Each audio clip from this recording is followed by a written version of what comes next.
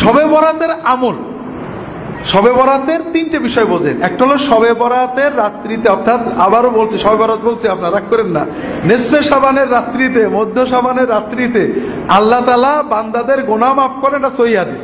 ইন্নাল্লাহা লা ইয়াত্তালিউ ফি লাইলাতিন নিসফি মিন শাবান ইলা ইবাদিহি ফায়াগফিরু লিজামিই খালকিহি ইল্লা লিমুশরিকিন আও মুশাহিন। আল্লাহ তাআলা মধ্য শাবানের রাত্রিতে তার বান্দাদের দিকে দৃষ্টিপাত করেন।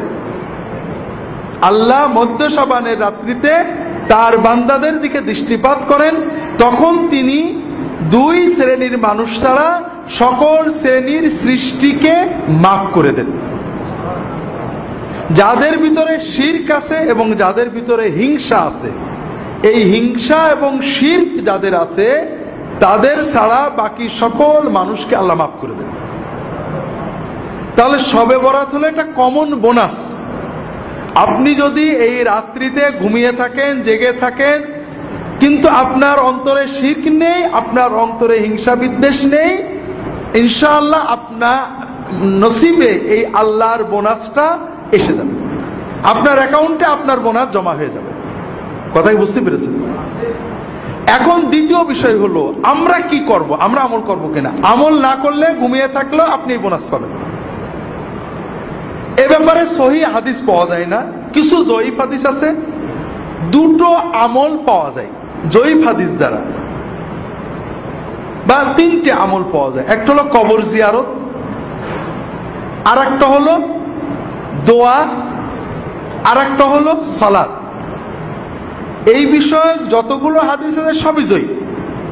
তবে যেহেতু এই রাত্রের ফজিলত সহিহ, এই রাত্রে কেউ যদি অন্যান্য রাতেও তাহাজ্জুদ পড়ে, এই রাত্রে একটু কিছু বেশি পড়েছে, অন্যান্য রাত্রেও দোয়া করে, এই রাত্রে বেশি করেছে, এটা অনেক আলেমই মুস্তাহাব, জায়েজ, বৈধ, সুন্নতের ভিতরে থাকবে বলে মত প্রকাশ করেছেন। আমরাও মনে করি যদি কেউ ব্যক্তিগতভাবে এই রাত্রিতে দোয়া করেন, এই রাত্রিতে আল্লাহর কাছে দোয়া করেন বা সাধারণ তাহাজ্জুদ পড়েন, কিয়ামুল লাইল করেন, এটা নাজায়েজ হবে না, ইনশাআল্লাহ বিদআত হবে না।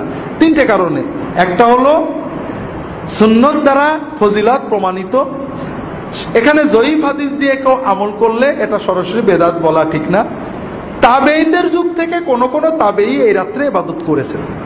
তবে এই রাত্রিতে ইবাদত মসজিদে যেয়ে করা, সমবেত করা, এটা সকল ইমাম হানাফি, শাফিঈ, মালিকি, হাম্বলি সবাই বেদাত বলেছেন, মাকরুহ বলেছেন।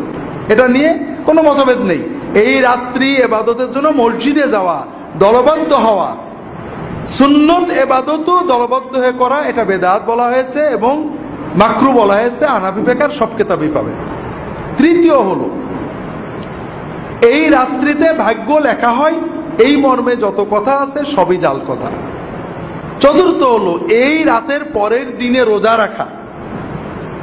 আমাদের সমাজে প্রচলন আছে এই লাইলাতুন নিসফে মিন শাবানের পরের দিনে রোজা রাখার ব্যাপারে দুটো হাদিস আছে, দুটোই জাল পর্যায়ে। তবে শবে বরাতে রাসূলুল্লাহ বেশি রোজা রাখতেন, 1 তারিখ থেকে 15 তারিখ পর্যন্ত রোজা রাখতেন। আর 13, 14, 15 রোজা রাখা তো নিয়মিতই সুন্নত।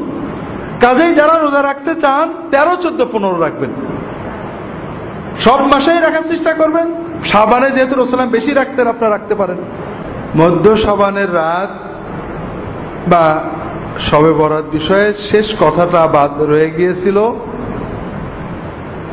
সেটা হলো আমরা বুঝলাম রাতটার সুন্নত নাম হলো মধ্য শাবানের রাত, আর এই রাত্রি হলো আল্লাহ তাআলা বান্দাদের মাফ করেন। এই রাত্রিতে নেক আমল করার ব্যাপারে কোনো সহিহ হাদিস পাওয়া যায় না। আল্লাহর মাগফিরাতের সহিহ হাদিস আছে। তবে দোয়া করা, সালাত আদায় করা, কবর জিয়ারত করা, এ সকল বিষয়ে জয়ীফ হাদিস আছে।